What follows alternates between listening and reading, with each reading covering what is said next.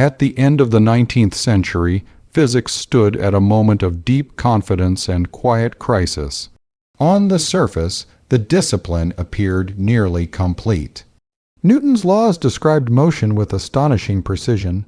Maxwell's equations unified electricity, magnetism, and light, and thermodynamics seemed to govern heat and energy with unbreakable authority. Many leading scientists believed the universe was essentially understood, a vast machine whose future could be predicted if one only knew its initial conditions.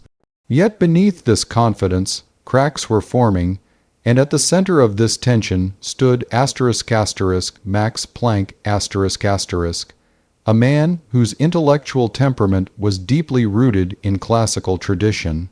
Planck was not a revolutionary by nature. He was conservative in the truest scientific sense, devoted to order, continuity, and absolute laws. He believed that the laws of physics reflected an objective reality independent of human observers, and he trusted deeply in the deterministic framework inherited from Newtonian mechanics. To Planck, nature was rational and continuous, and mathematics was its faithful mirror. This belief shaped his early career and guided his approach to every problem he touched. Ironically, it was this very commitment to classical physics that brought him face to face with its greatest failure. The crisis emerged from an apparently simple question: how does matter emit radiation when it is heated? This was not an abstract puzzle, but a practical one, vital to understanding furnaces, stars, and the behavior of matter itself. Experimentalists had carefully measured the spectrum of light emitted by heated objects, known as Blackbody radiation, and the results were precise and reproducible. However, when physicists tried to explain these results using classical theory, the equations led to nonsense. According to established laws, an object should emit more and more energy at higher frequencies, ultimately producing infinite energy. This prediction directly contradicted reality and violated basic physical intuition. This failure was not minor. It struck at the heart of classical physics, revealing that its foundational assumptions were incompatible with experimental facts. For many physicists, the ultraviolet catastrophe was an embarrassment to be patched over, not a sign that the foundations themselves were flawed. Planck shared this mindset. He did not set out to overthrow classical physics. He wanted to rescue it. He believed that the correct explanation must already exist within the established framework, waiting to be discovered through more refined mathematics. Planck approached the problem with the tools of thermodynamics and statistical mechanics, fields he deeply respected. He was particularly committed to the idea of entropy as a fundamental, universal principle. His early attempts focused on deriving the radiation law from classical assumptions, but each effort failed. The equations stubbornly refused to align with experimental data. This was not a philosophical discomfort, but a technical impasse, and it grew increasingly difficult to ignore. What made the situation especially troubling for Planck was that the experimental results were undeniably correct. Nature itself was contradicting the equations. For a scientist devoted to absolute laws, this posed a profound dilemma. Either the experiments were wrong, or the assumptions underlying classical physics were incomplete. Planck resisted the second possibility for as long as he could. He viewed continuity as sacred, the idea that physical quantities change smoothly without sudden jumps. To abandon this principle felt like intellectual betrayal, yet the crisis left him with no escape. In a final effort to make theory match reality, Planck introduced a radical assumption into his calculations. He proposed that energy could not take arbitrary values but must be exchanged in discrete amounts. This assumption was not motivated by physical intuition or philosophical conviction. It was a mathematical maneuver, a reluctant concession to experimental facts. Planck himself later described this step as an act of desperation. What is remarkable is that Planck did not initially grasp the depth of what he had done. He believed the discontinuity existed only in the interaction between matter and radiation, not in nature itself. In his mind, the underlying reality remained classical and continuous. The quantization of energy was merely a formal trick, a scaffolding to be removed once a deeper classical explanation was found. He did not imagine that this assumption signaled a fundamental breakdown of classical physics. However, the crisis of classical physics was not limited to radiation alone. Other anomalies were emerging simultaneously: the stability of atoms, the behavior of electrons, and the interaction of light and matter all resisted classical explanation. Planck's solution, though introduced reluctantly, fit perfectly into this growing pattern of failure. It provided a hint that the problem was not with specific equations, but with the world, view behind them. The deeper crisis, then, was philosophical. Classical physics assumed that nature was fully deterministic and infinitely divisible. Any quantity could be measured with arbitrary precision, and change occurred smoothly across space and time. Planck's assumption challenged this vision at its core. It suggested that there is a smallest unit of action, a fundamental limit below which classical concepts lose meaning. This idea quietly undermined centuries of scientific thought. Planck himself struggled with this implication. He continued to search for a classical interpretation long after others began to accept the radical consequences of quantization.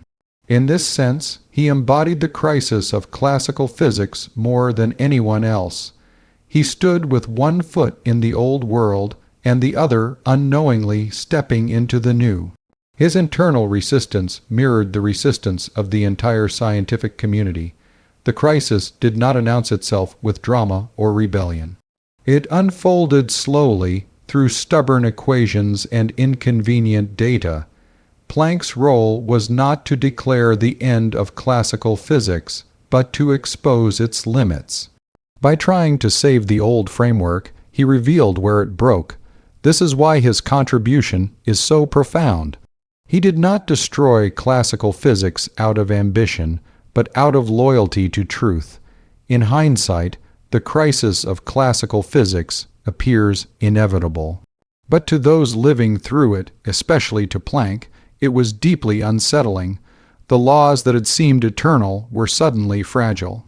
The universe was no longer a perfectly predictable machine. Something discontinuous, granular, and unfamiliar lurked beneath the surface of reality. This moment marked the beginning of a transformation that would redefine science forever. The crisis Planck encountered was not merely technical, it was a crisis of meaning. It forced physicists to confront the possibility that nature does not conform to human intuition. From this quiet collapse of certainty, a new understanding of reality would emerge, one that began not with bold defiance, but with a reluctant admission that the old rules were no longer enough. At the turn of the 20th century, one of the most unsettling problems in physics emerged from an object that seemed utterly ordinary, a heated body glowing in the dark. When metal is heated in a furnace, it first glows red, then orange, then white. This simple observation hides a profound mystery. Physicists wanted to understand exactly how matter its radiation as its temperature increases, not only because it mattered for laboratories and industry, but because it touched the very nature of energy itself. What they encountered was not a small inconsistency, but a catastrophic failure of classical physics. To study this phenomenon, scientists imagined an idealized object called a blackbody. A blackbody absorbs all radiation that falls upon it and emits radiation in a way that depends only on its temperature, not on its material or shape. This made it the perfect testing ground for physical laws. By the late 19th century, Experimental physicists had measured blackbody radiation with remarkable precision. They knew exactly how much energy was emitted at each frequency for a given temperature. The data was clear, consistent, and stubbornly resistant to theory. Classical physics approached the problem with confidence. According to established ideas, electromagnetic radiation inside a cavity could be described as standing waves. Each possible wave mode was assumed to carry energy, and classical statistical mechanics claimed that energy should be distributed equally among all modes. At low frequencies, this approach worked beautifully. The equations matched the experimental curves almost perfectly. It seemed as though physics was on the brink of total success. But then came the high-frequency end of the spectrum. Classical theory predicted that as frequency increased, the energy emitted should increase without limit. The equations exploded toward infinity, implying that a heated object should emit an infinite amount of energy in the ultraviolet range. This prediction was not just wrong, it was physically impossible. No experiment ever observed such behavior. Real objects emitted less energy at high frequencies, not more. This stark contradiction became known as the ultraviolet catastrophe. The term catastrophe was not exaggeration. If classical physics were correct, everyday objects would radiate themselves into oblivion. The fact that they did not mean something fundamental was broken. This was not a flaw that could be fixed with better measurements or minor corrections. It was a direct collision between theory and reality. Nature itself was rejecting the assumptions that physics had relied on for centuries. Many physicists initially treated the problem as a technical annoyance. They believed the failure lay in incomplete mathematics or imperfect models of matter. After all, classical physics had triumphed so many times before. It explained planetary motion, electricity, magnetism, and heat with astonishing success. The idea that it might be fundamentally wrong was deeply uncomfortable.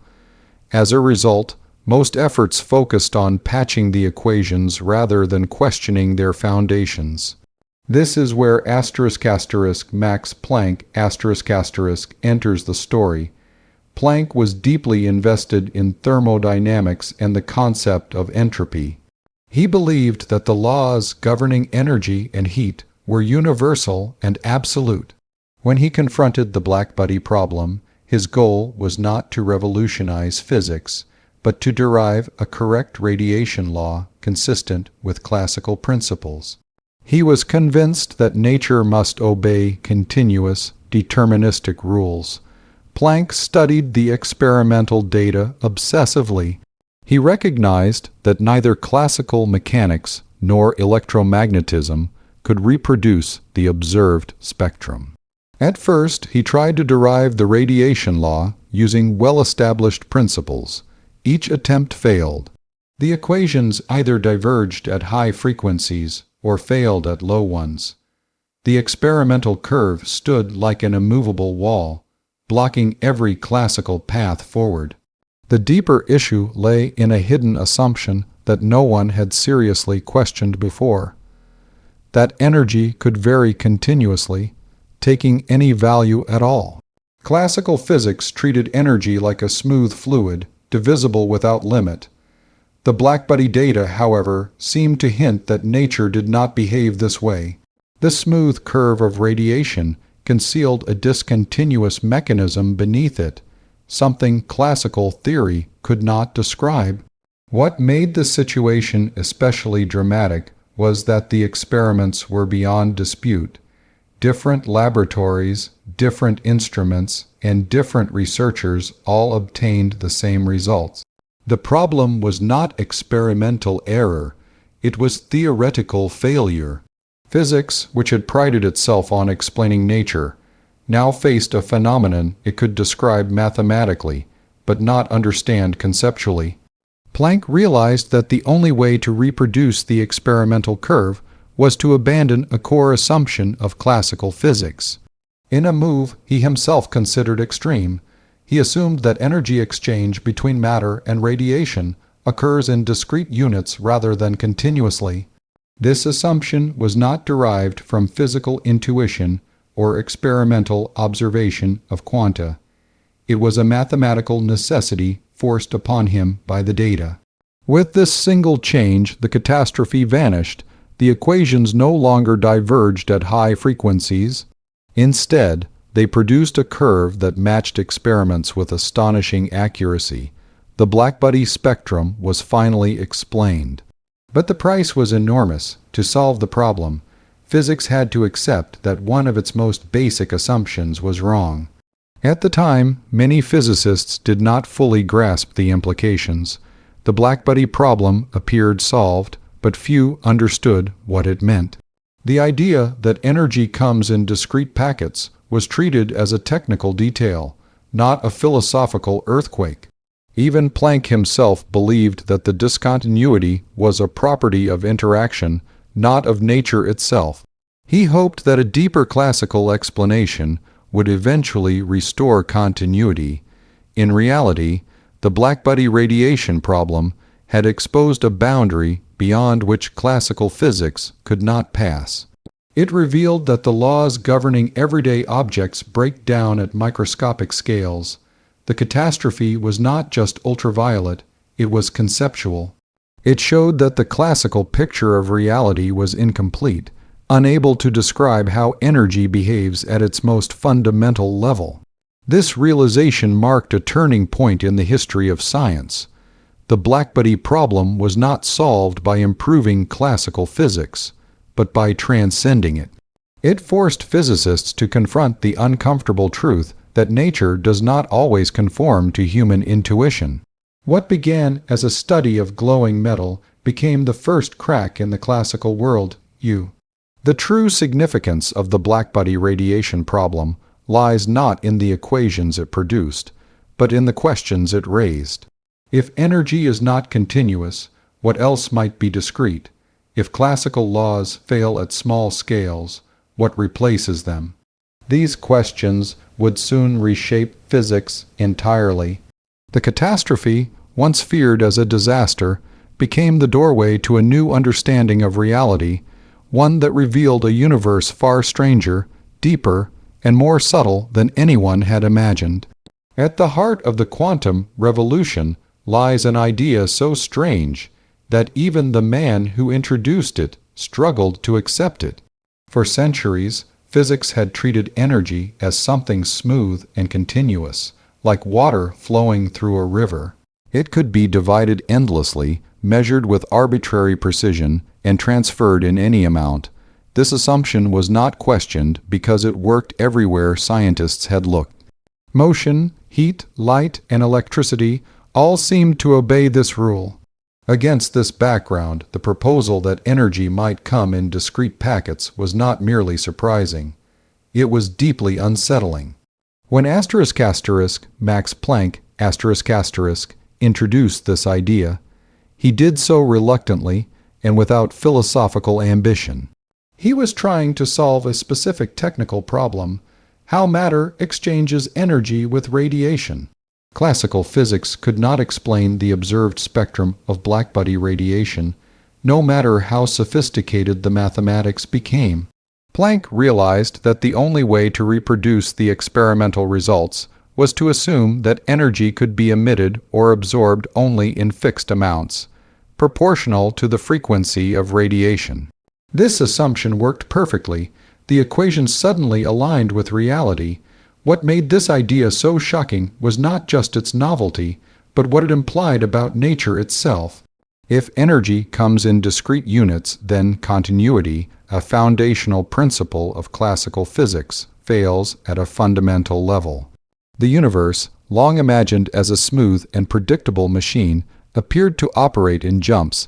Change was no longer gradual and uninterrupted, but granular. This challenged the deepest intuitions scientists had about how the world works. Planck himself did not initially believe that energy quanta were physically real. To him, they were a mathematical device, a convenient fiction that allowed the equations to work. He assumed that somewhere beneath this formalism lay a continuous reality still governed by classical laws. Quantization of energy was, in his view, a temporary compromise, not a final truth. This hesitation reveals just how radical the idea was, even to its creator. The shock was compounded by the fact that energy quanta had no direct experimental visualization. No one could see or measure a single quantum of energy in isolation. The concept emerged purely from the need to make theory match observation. This was deeply uncomfortable for a scientific culture that valued mechanical models and intuitive pictures. Energy quanta did not resemble particles or waves in any familiar sense. They were abstract, mathematical, and resistant to visualization.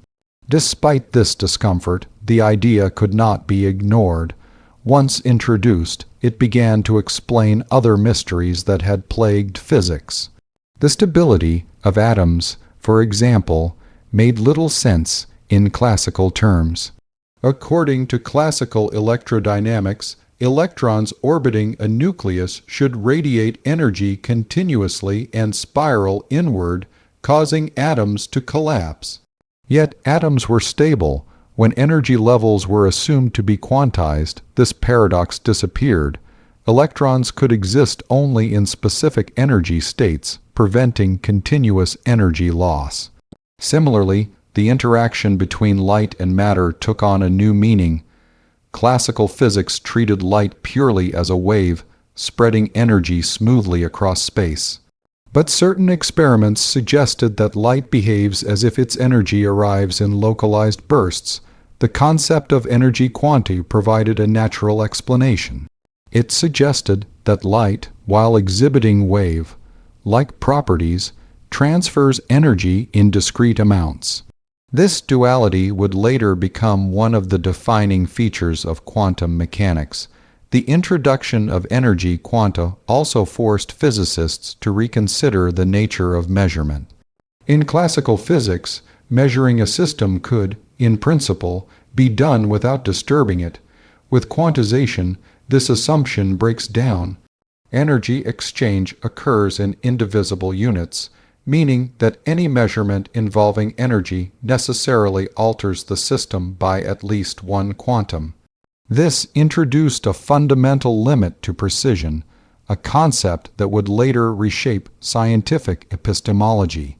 What made the idea even more revolutionary was its universality. The constant that Planck introduced to describe the size of these energy packets was not tied to any specific material or system. It appeared to be a fundamental property of nature itself. This constant set the scale at which classical physics gives way to quantum behavior. Below this scale, the familiar rules no longer apply. Reality itself behaves differently. The scientific community initially responded with caution and skepticism. Many physicists accepted Planck's formula without embracing its interpretation. They treated quantization as a mathematical artifact, useful but not necessarily real. This attitude mirrored Planck's own reservations, yet as more phenomena fell into place under the quantum framework, resistance weakened. The idea of energy quanta proved too powerful, too explanatory to dismiss. The true shock of quantization lies in its philosophical implications. It suggests that nature is not infinitely divisible, that there are smallest possible units of physical action. This challenges the ancient assumption, inherited from both philosophy and classical science, that reality can be broken down endlessly into smaller parts. Instead, quantum theory introduces limits, boundaries beyond which certain concepts lose meaning. This shift also altered the relationship between theory and reality. In classical physics, equations were seen as precise mirrors of nature. In quantum physics, equations describe probabilities rather than certainties. Energy quanta do not dictate exactly when or how an event will occur, only the likelihood that it will. This probabilistic structure was alien to classical thinking. and deeply troubling to many physicists. Yet the success of the idea was undeniable. Technologies that define the modern world, lasers, semiconductors, medical imaging, and digital electronics, depend directly on energy quantization. What began as a shocking theoretical assumption became the backbone of practical innovation. The abstract concept of quanta reshaped not only science, but civilization itself. The idea of energy quanta stands as one of the most profound conceptual shifts in human thought. It revealed that nature does not always align with intuition, and that the deepest truths about reality may emerge not from philosophical comfort, but from mathematical necessity. Planck's reluctant assumption opened a door that could never be closed. Once energy was no longer continuous, the classical picture of the universe was irrevocably altered.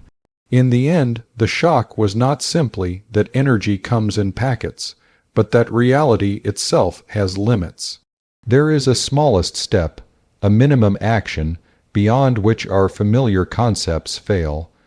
This realization transformed physics from a science of certainty into a science of boundaries. The idea of energy quanta did not just solve a problem, it redefined what it means to understand the universe.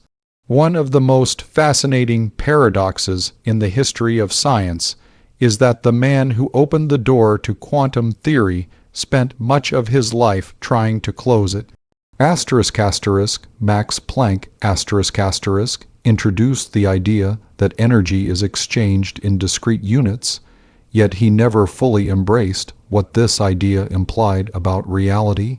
His resistance was not rooted in ignorance or stubbornness, but in a deep philosophical commitment to the classical world, that had shaped physics for centuries. Planck was trained in a tradition that viewed the laws of physics as absolute and timeless. He believed that nature was governed by universal principles that existed independently of human observers.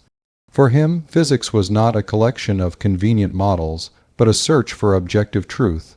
Classical mechanics, with its determinism and continuity, fit this vision perfectly. Every effect had a clear cause, and every physical quantity could vary smoothly without interruption. This intellectual foundation made the implications of quantization profoundly disturbing. When Planck introduced discrete energy elements into his radiation formula, he did so reluctantly. His goal was never to claim that nature itself was discontinuous. Instead, he saw quantization as a mathematical assumption about how matter exchanges energy with radiation, not about the fundamental structure of reality. In his mind, the underlying processes remained continuous. The discontinuity existed only in the way energy was counted in calculations, not in nature itself. This distinction was crucial to Planck. Accepting energy quanta as physically real would mean abandoning the idea that classical laws are universally valid. It would imply that nature behaves differently at small scales, violating the principle of continuity that Planck held sacred. For a physicist who believed deeply in absolute laws, this was not just a technical adjustment, but a philosophical rupture. Planck's resistance was also shaped by his view of probability. Classical physics allowed uncertainty only as a result of incomplete knowledge. If one knew all initial conditions precisely, the future could be predicted with certainty. The emerging quantum ideas, however, hinted at something far more unsettling, that uncertainty might be fundamental, not temporary. This suggestion threatened the very notion of objective reality that Planck defended throughout his career. Even as other physicists began to push quantization further, Planck remained cautious. He welcomed experimental confirmation of his radiation law, but hesitated to endorse the broader interpretation that energy itself is inherently quantized. When younger scientists extended the idea to atoms and light, Planck followed their work with interest but emotional distance. He admired mathematical success, yet remained unconvinced that the philosophical conclusions were unavoidable. Part of his hesitation stemmed from the lack of intuitive models. Classical physics offered clear mental pictures, particles moving along trajectories, waves spreading smoothly through space. Energy quanta, by contrast, resisted visualization. They were abstract, appearing only as discrete values in equations. For Planck, who valued conceptual clarity, this abstraction felt incomplete. A theory that could not be pictured mechanically seemed provisional, not final. Planck also believed strongly in the eventual restoration of classical order. He hoped that quantization would later emerge as a consequence of deeper classical principles not yet understood. In this sense, he viewed his own discovery as an intermediate step, not a destination. He expected future physicists to explain why energy appeared quantized while preserving continuity at a deeper level. This hope delayed his acceptance of the radical shift his work had initiated. His personal temperament played a role as well. Planck was cautious, disciplined, and deeply respectful of tradition. He did not seek intellectual rebellion. Unlike later figures who embraced the strange implications of quantum theory, Planck felt uneasy about ideas that undermined certainty and determinism. To him, the abandonment of absolute laws felt like a loss, not a triumph, yet history moved forward regardless of his reservations. As quantum ideas successfully explained more phenomena, resistance became increasingly difficult to maintain. The evidence accumulated, and the implications grew clearer. Planck eventually acknowledged that quantization was more than a mathematical convenience, though he never fully reconciled himself with its philosophical consequences. This inner conflict makes Planck's story uniquely human. He was not a revolutionary by choice, but by necessity. His resistance highlights how scientific progress often advances not through comfort, but through tension between belief and evidence. Planck followed the data even when it contradicted his deepest convictions, and in doing so, he transformed physics forever. The irony is profound. The man who tried to preserve classical physics became the one who exposed its limits. His reluctance did not weaken his contribution, it strengthened it. By revealing how difficult it was to accept quantization, Planck showed just how radical the quantum revolution truly was. The birth of quantum theory did not arrive with bold declarations or deliberate rebellion against classical physics. It emerged quietly, almost unintentionally, from an effort to preserve the old order rather than destroy it. This is what makes its origin so extraordinary.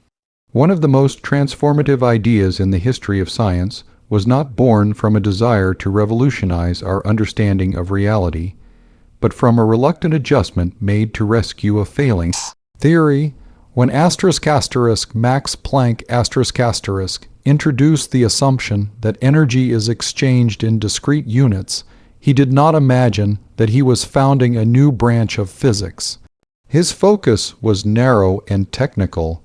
He was attempting to derive a formula that matched experimental measurements of radiation emitted by heated objects. Classical physics had failed repeatedly, and Planck needed a way forward. The step he took was meant to be provisional, not profound. This is why the emergence of quantum theory can be described as accidental. Planck did not propose quanta as physical entities. He treated them as bookkeeping devices, mathematical units introduced to make the equations work. In his mind, they were not statements about how nature truly behaves, but tools used to tame an otherwise unmanageable calculation. The deeper meaning of this assumption escaped him at the time, yet the universe did not treat the idea as temporary. Once introduced, the concept of quantization began to solve problems far beyond its original purpose. Phenomena that had resisted explanation suddenly became clear. The emission and absorption of light, the stability of atoms, and the discrete spectral lines observed in experiments all pointed toward the same conclusion. Energy did not flow smoothly, it arrived in steps. The accidental nature of this birth is highlighted by how quickly others extended the idea beyond Planck's original intent. Younger physicists recognized that quantization was not merely a mathematical trick, but a window into a deeper structure of reality. They applied the concept to systems Planck had never considered, and each application strengthened the case that nature itself was quantized at a fundamental level. What makes this moment historically unique is that the revolution occurred before its implications were fully understood. In most scientific breakthroughs, the theory is proposed first and its consequences explored later. In the case of quantum theory, the consequences appeared faster than the understanding. The mathematics worked, the predictions were correct, and the experiments confirmed them, even while the conceptual foundation remained unclear. This created a strange situation in physics. Scientists were using equations that contradicted their own intuitions about reality. They calculated results they could not explain in classical terms. The theory worked, but no one could say exactly why. Quantum theory began its life not as a clear world view, but as a collection of successful rules without a satisfying interpretation. The accidental birth of quantum theory also reshaped the relationship between theory and experiment. Classical physics had been guided strongly by intuition and mechanical models. In contrast, quantum theory forced physicists to accept results that defied common sense simply because experiments demanded it. Mathematical consistency and empirical success took precedence over philosophical comfort. This shift marked a turning point in the philosophy of science.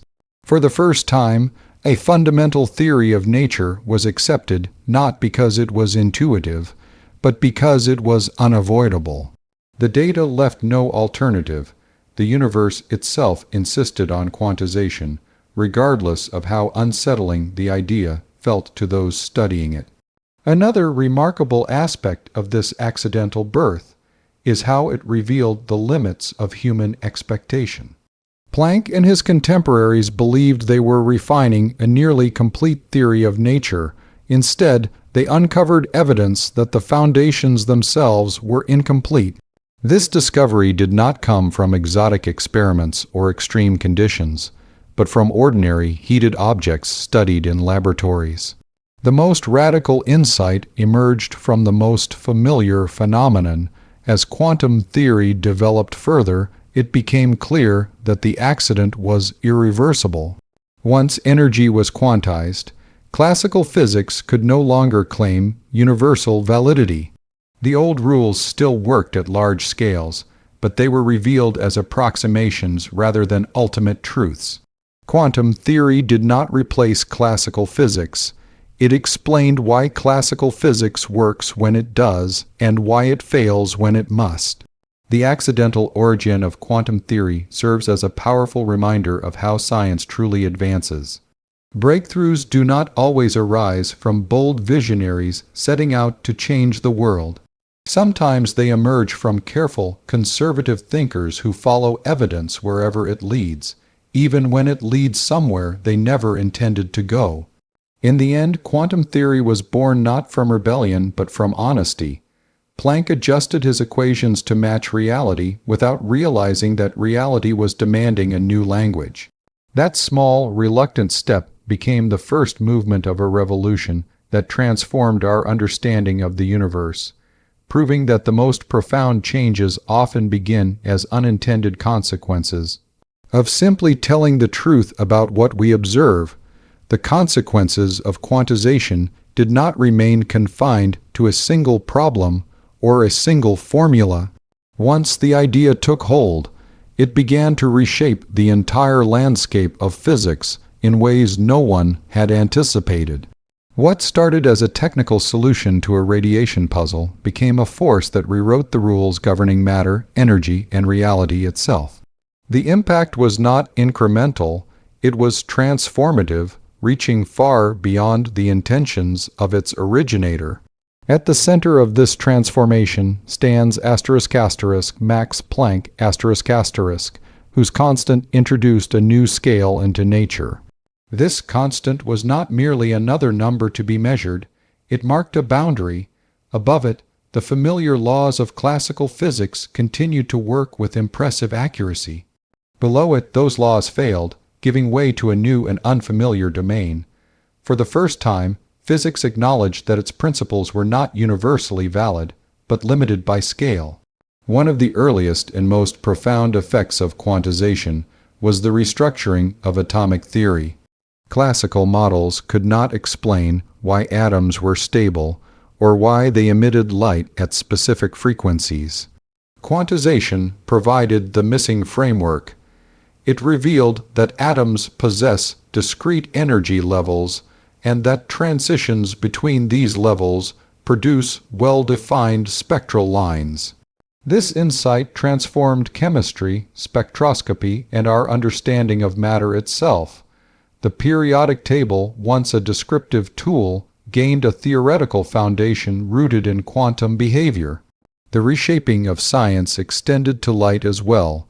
Long understood as a wave, light began to display particle-like properties when interacting with matter.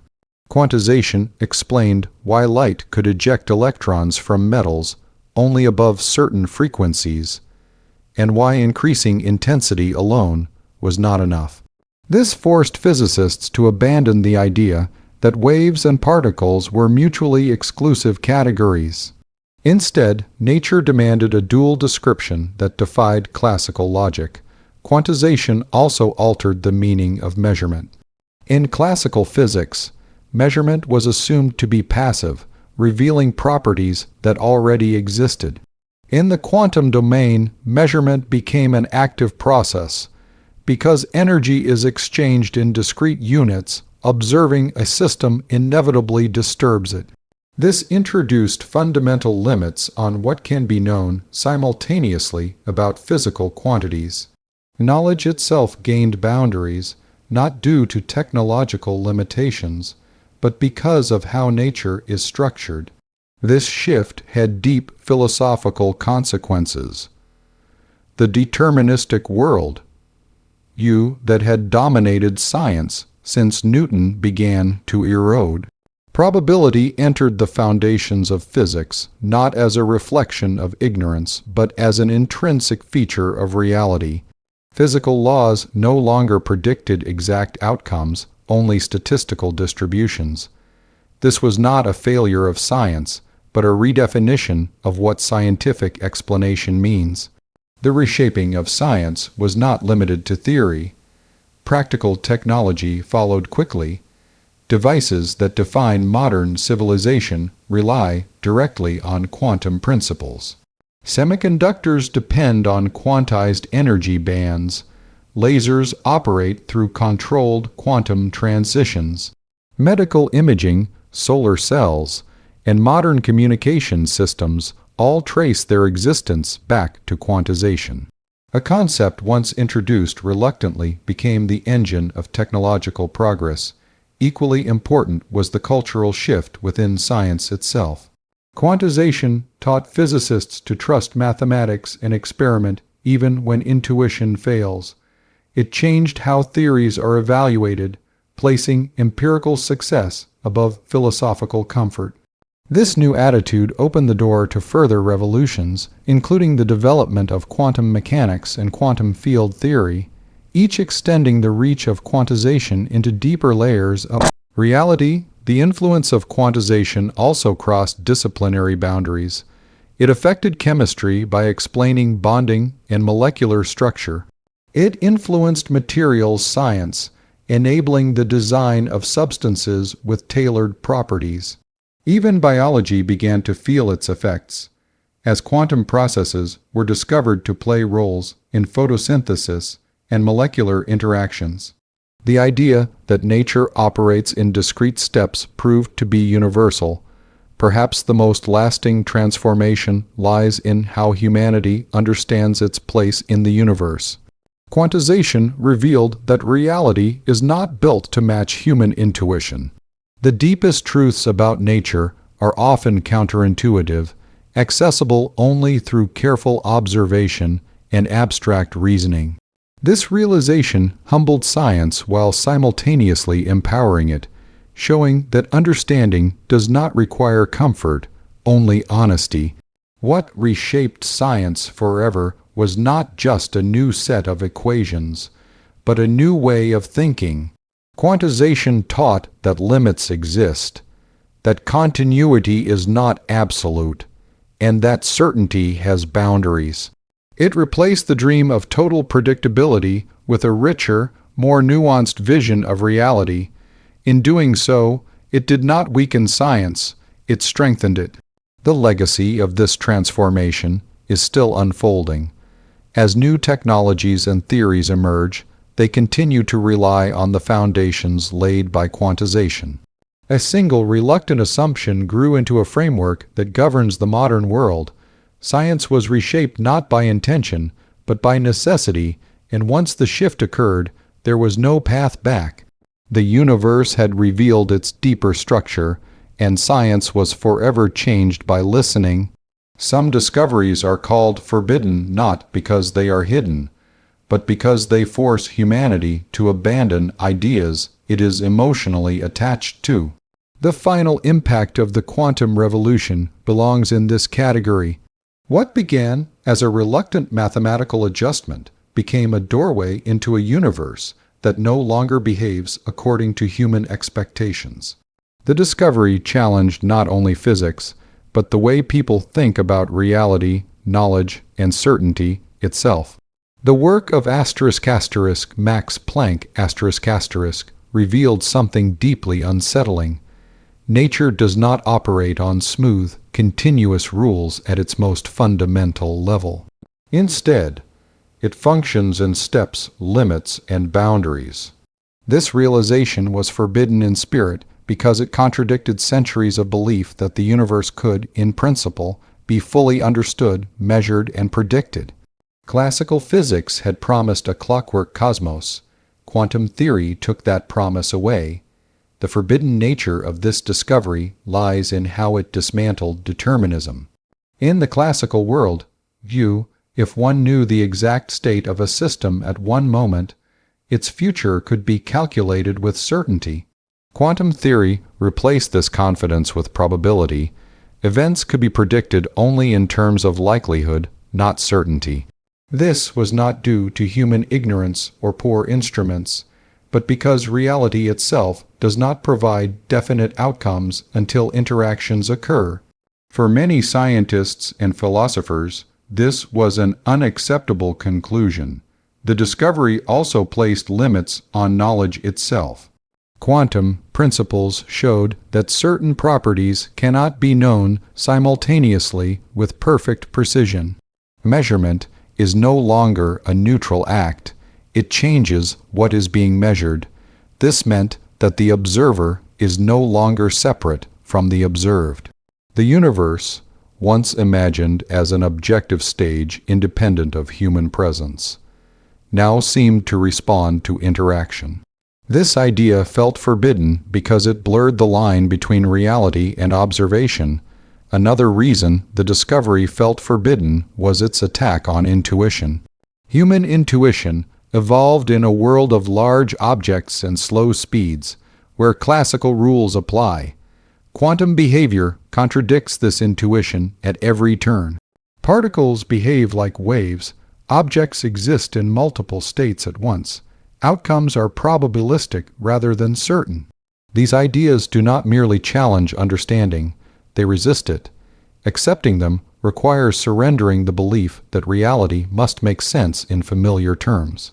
Despite resistance, the forbidden discovery could not be undone. Every experimental test confirmed its predictions with extraordinary accuracy.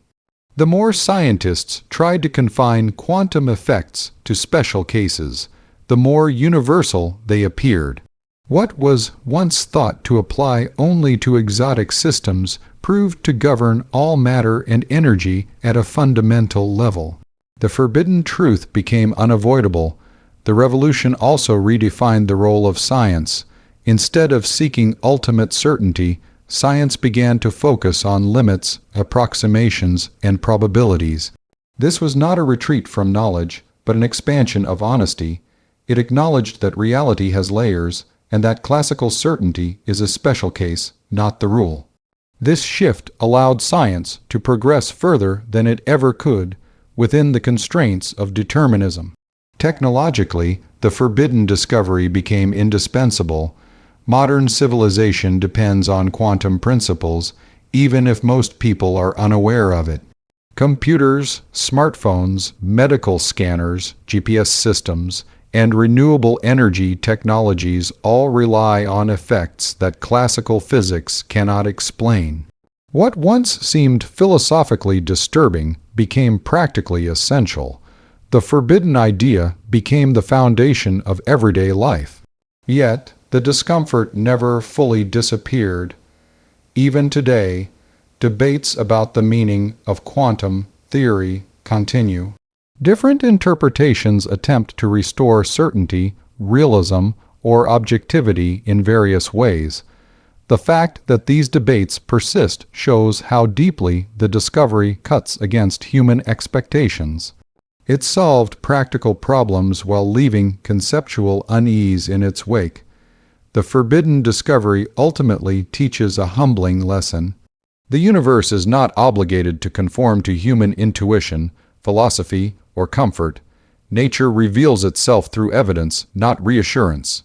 The quantum revolution forced humanity to accept that understanding reality may require abandoning the desire for certainty altogether. In this sense, the discovery was forbidden because it removed a comforting illusion that the universe is fully predictable and knowable in the classical sense. What replaced that illusion was something stranger but more honest, a reality governed by limits, probabilities, and profound depth. The revolution did not close the door on understanding. It opened a far larger one, revealing that the universe is not simpler than imagined, but richer, more subtle, and infinitely more mysterious than anyone had dared to expect.